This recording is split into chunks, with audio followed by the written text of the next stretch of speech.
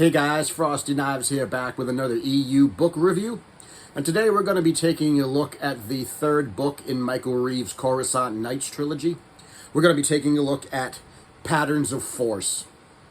And we're going to be checking in with our friends Jax Pavon and I-5 and the motley rabble of the Whiplash Associates to see how they're going to round out this trilogy. And for the first time in a EU book review, or a book review of any type, I actually came prepared with some notes. So this is going to be an interesting review. Buckle up and let's get into it.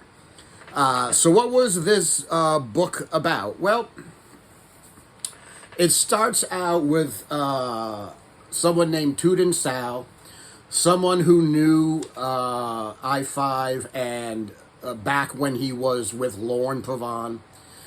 And after 20 years, Toot and Sal comes to the Whiplash, seeks out Jax and I-5 with a proposition. And the proposition is, I would like to hire I-5 to assassinate Emperor Palpatine. And so we start out with, we have this assassination plot storyline. So we're gonna get I-5, who's going to make an attempt to assassinate Emperor Palpatine, which hasn't happened yet in the EU books, at least not officially. So we're all ready for this assassination attempt story to see where it goes, except that is where it goes.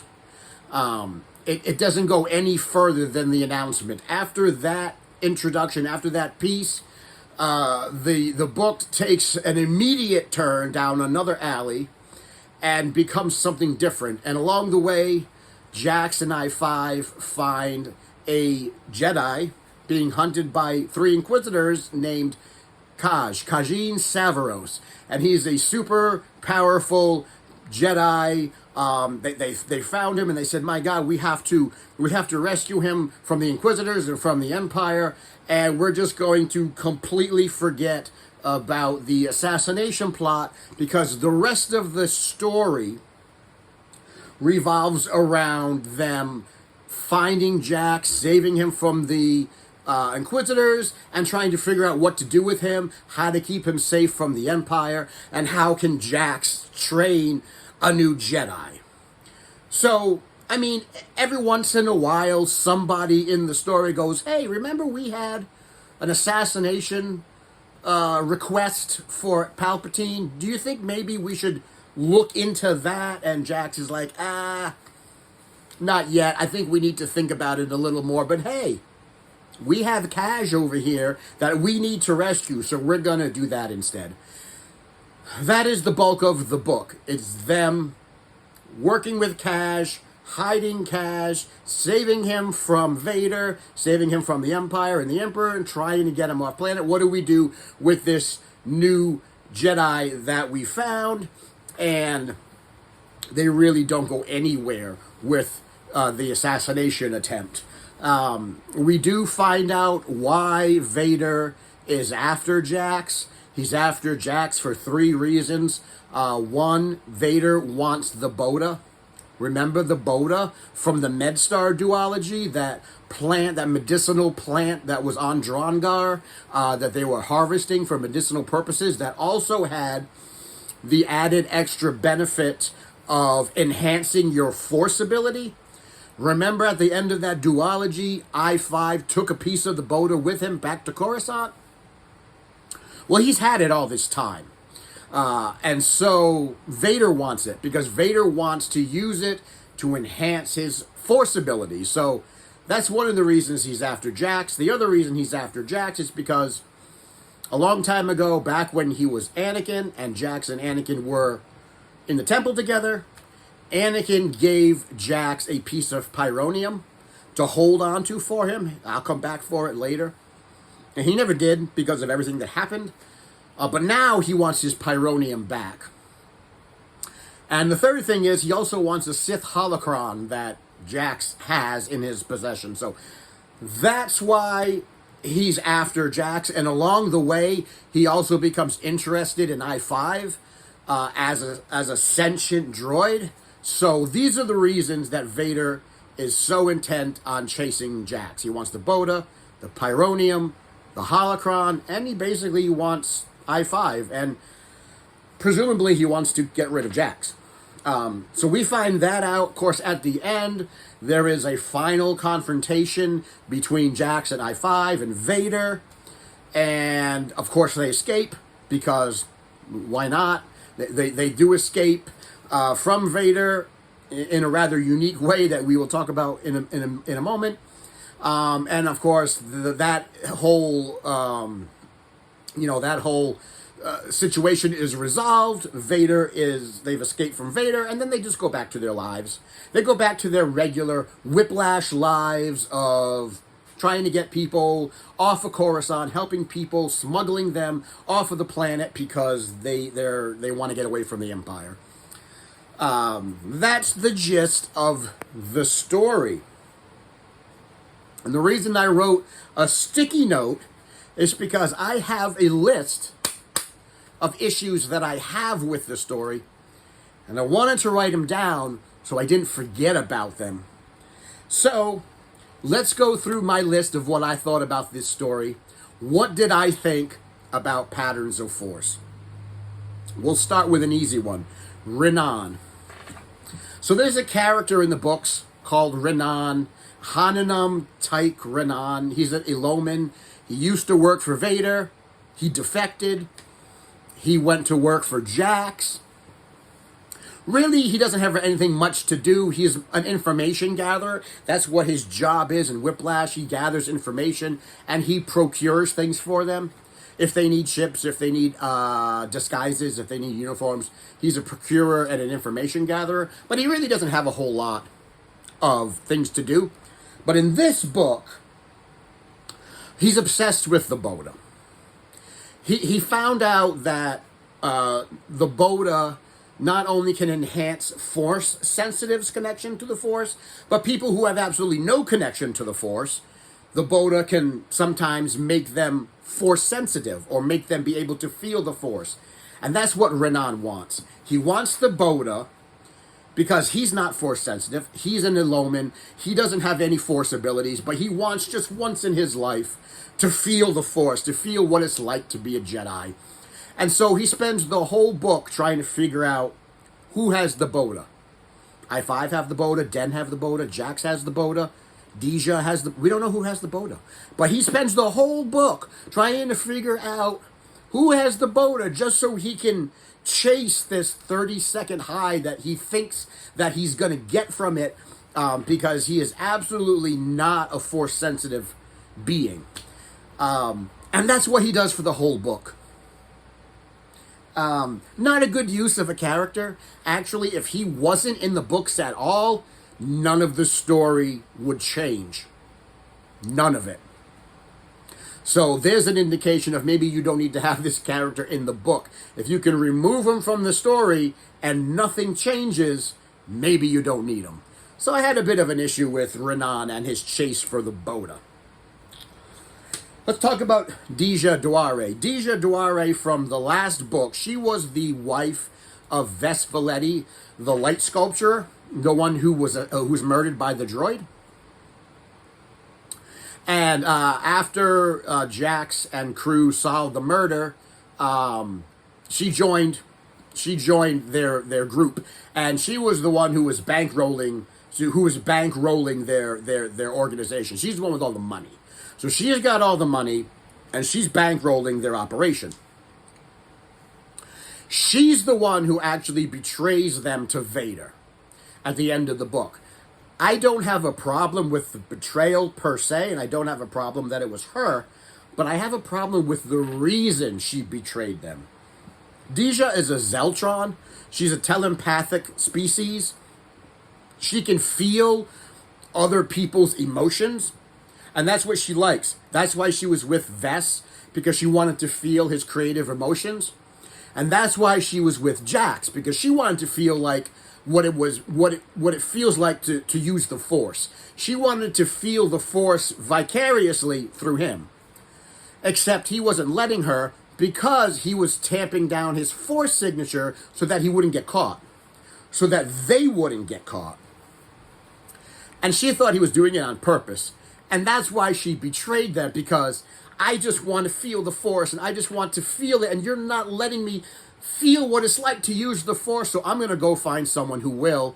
And that just happens to be an Inquisitor. And the price for that is I just have to turn you all in.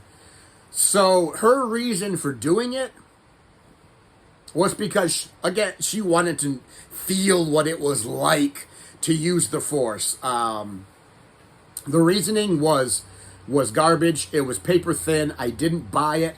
I would have bought any other reason, anger, vengeance, loneliness. I don't know, come up with something else. But that particular reason for a betrayal, I didn't buy it. I didn't buy her whole heel turn in the book. I think it could have been handled a lot better. Kaj. Let's talk about Kaj, the main character of the story, the one that we've revolving this book around. Kajin Severas, the one who's being chased by the Inquisitors because he is a very powerful Force user. That is in itself the problem. He's too powerful. He's too overpowered. Michael Reaves made him so overpowered that this guy can level buildings with the Force. See, he doesn't know how to use the Force. He doesn't know how to control the Force. So every time he gets mad or scared or stressed, a Force blast emanates from him and it destroys something. Or it destroys someone. It destroys a building or a block or a spaceship. I watched him vaporize a guy. Literally vaporized him. He was mad and angry at one of the Inquisitors that was chasing him in the group, and he sent a Force blast at the Inquisitor, and it turned him into dust. Poof! Atomized him. Never seen anybody else use the Force in that manner. And so they're over here trying to figure out how we can tamp this guy down. Meanwhile, I'm over here going, well, why don't you point him in the direction of the Imperial Palace, point him towards Vader and the Emperor, let him send the Force blast to the Senate building or wherever Vader and the Emperor are living, and just let him eradicate them. Problem solved. Empire down. Like, if he is so powerful that he can atomize people, that he can destroy entire blocks, that he can create Force storms and rip open holes in the area around you, then he should be able to just vaporize the Senate building or wherever Vader and Palpatine live. That'll take care of your problem. And that's the problem when you make somebody who's too powerful. What do you do with them? How do you justify them? How do you take care of them? At the end of the book, when Vader captures him, he mind wipes him. So at the end of the book, Kaj has no idea who he is, doesn't know what the Force is, has no idea how to use it. Somehow or other, that fixes the whole problem. A simple mind wipe fixes the whole problem. And then he gets shipped off world to go live with a bunch of silent monks, never to be heard from again. What else are you going to do with this guy, this uber Jedi? I mean, they wrote him to be more powerful than Vader, more powerful than the Emperor, more powerful than Obi-Wan. And that's the problem. Because nobody should be more powerful than Vader or the Emperor. Not even Luke was more powerful than Vader or the Emperor. He just got Vader to turn on his master. So when you have a big bad, you want to protect the big bads, you want to protect your Vader and your Emperor, you don't start writing characters that are more powerful than them. It makes them lose their potency, their allure, their evilness. So I had a whole big problem with this walking Force bomb that was Kaj. He was just too powerful. He couldn't control his Force blast. That just sounds random and dangerous. And I didn't like it. Let's talk about Vader. So at the end, Vader does get what he wants. He gets, because Dija turns everybody over, turns Jax over, I-5 over, everybody to Vader. So Vader gets what he wants. He gets the Boda. He gets the Pyronium. He doesn't get the Sith Holocron because Jax doesn't have it. It's off-world somewhere. But he gets what he wants. He gets his Boda, and he gets his Pyronium, and he has I-5, and like any good dealer, he wants to test the product. He wants to test the Boda to make sure that the product is pure. Is it going to do what he thinks it's going to do? So he takes the Boda, and he inserts it into, he has a analyzer in his chest plate, I guess. He inserts it into his chest plate where his suit can analyze the Boda. That's kind of issue one. And when he does that, the Boda reacts to his force presence, but it reacts to his force presence really, really bad. And the only way I can describe this to you is this. The Boda basically turns Vader into a giant Tesla coil. And what I mean by that is, when he puts the Boda in, it supercharges his force connection to the point where it basically immobilizes his suit. Like his suit is just immobilized. And then he starts discharging like force energy and force lightning all over the place like a giant Tesla coil. He's got arcs of force lightning and force energy coming out of his suit, out of his hands and his helmet. He's just this giant big Tesla coil. And he's rooted to the spot, and he's like, oh my god, I'm short circuiting, and that's how Jax and I-5 are able to escape. That also is the only purpose for Renan. In his search for the Boda, when Vader finally gets the Boda, Renan goes, oh no, that was supposed to be my Boda. I was supposed to get that. And he rushes Vader, and he bum rushes him, and he hits Vader, and they both go tumbling over the top of the building they're on. They're on top of a building, and they all go tumbling down to the ground below. Of course, Renan gets immediately killed by the force energy that's coruscating off of Vader. But then he pushes Vader off the ledge, and that's how everybody is able to escape. It was so unbelievable. It was borderline silly. Like, I didn't know how to read this scene. Am I supposed to laugh at this? Because it seems laughable. It feels laughable. I should be chuckling at the fact that Vader in his suit is a giant Tesla coil right now. And he's arcing everywhere. And I know it's not supposed to be funny. It's supposed to be serious. It's supposed to be a serious scene in the book, but it was borderline comical. And for that to be the entire resolution of the story, nah, I don't buy it. I don't buy it. I laughed at it more than I should. And by that reaction alone, that tells me that was not a well-written solution by any stretch of the imagination. We should not have a Vader Tesla coil. It's just, when you say it out loud, it sounds ludicrous. Because it was. And then there's the bit about I-5. I-5 has been slowly evolving over all of these books, over the first book and the MedStar duology and this trilogy. He's been slowly evolving to be sentient, more and more sentient. And now he's taken the next step to, he's developed a soul. And that's what happens to I-5 at the end of the book. He becomes so sentient that he develops a force signature. He in essence develops a soul. People can start feeling him in the force. You can't feel droids in the force because they're mechanical. But people can start feeling I-5 in the force. I don't have a problem with droids that are force sensitive or that have force signatures. The Star Wars universe toys with that idea, and we'll get to that a little bit later down the line of droids that may have force visions or maybe borderline force sensitive. So this isn't the first time this has been brought up in the books in the EU. I guess it's not a bad place to go with I-5.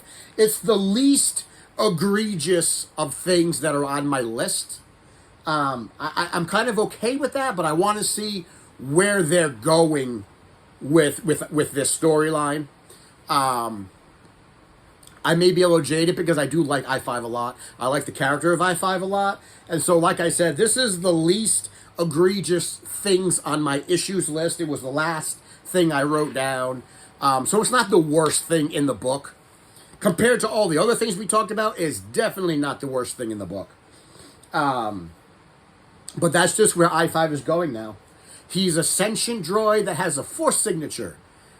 We'll see if they start letting him use the force in the other book, in the next book that we're going to read. We'll see where that goes with that. So what did I think of all of this? And that's a good question. I threw a lot of crap at the wall with this book. I finished it on a Friday, and when I finished it on Friday, it sat at a 3 for me. And the longer I thought about it over the weekend, the more it dropped. So on Friday it was a 3. By Saturday it was a 2. By Sunday it was a 1, because the longer I sat with it, the more ridiculous it was.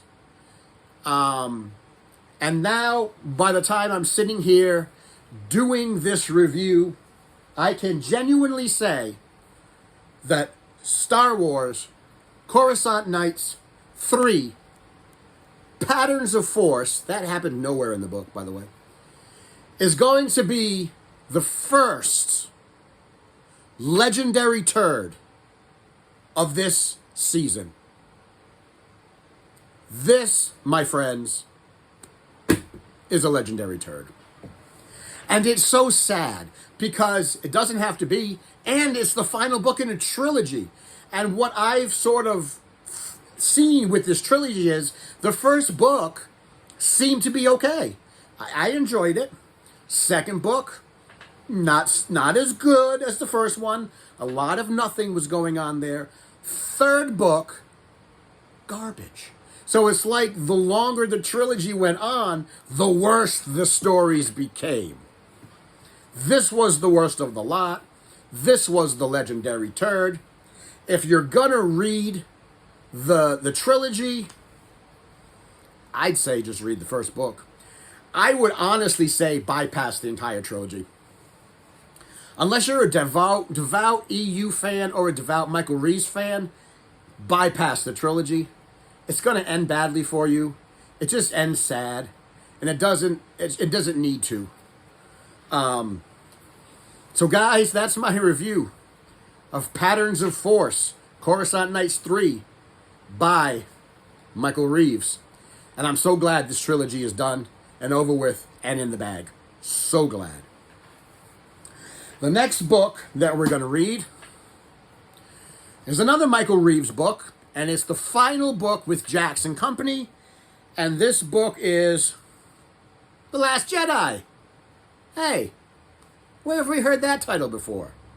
The Last Jedi by Michael Reaves and Maya Catherine Bonhoff. So we got an extra author in this one. And this is the last book about Jax and I-5 and Company. So that will be the next one that we are reading. So guys, that's my review. What did you think of Coruscant Nights, the book or the trilogy? Or Michael Reaves in general? Have you read it? Did you like it? Did you not like it? Do you like his books? Do you like him as an author, or do you not like him as an author? Let me know. Put it down in the comments below what your thoughts are on this particular trilogy or any of the EU books in general. And until next time, don't forget, if you like this video, give it a thumbs up, give it a subscribe, share it around, tell your friends, tell your enemies, tell those people that are secretly trying to figure out who has the Boda in their life. And until next time, thanks for coming to my TED Talk, and I will see you in the next video.